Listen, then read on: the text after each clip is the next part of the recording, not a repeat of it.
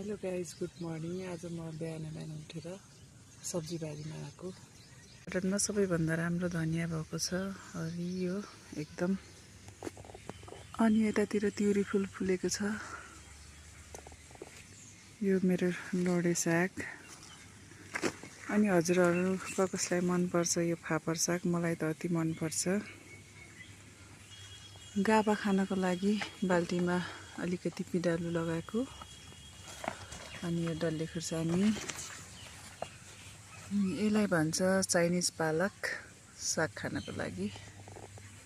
सिमीको बोट भर्खर फुल आउँदैछ यसमा। यो हो सम्धिनी साग, मैले नेपालबाट बिउ ल्याएर लगाएको, अहिले खाने हुँदैछ भर्खरै। यतातिर यो डल्ले खुर्सानी लगाएको छु, भर्खरै हुँदैछ। यसलाई भन्छ तिते भन्टा, तर मिठो सब्जी खान एकदम मिठो हुन्छ। मैले बिन्स पनि लगाएको थिएँ, भर्खरै उम्रेको छ। यो मलाई सबैभन्दा मनपर्ने भनेको यो फर्सीको मुन्टा। फर्सी लगाएको, अहिले मुन्टा खाने हुँदैछ। एकचोटि खाएँ, अझै आइरहेको छ।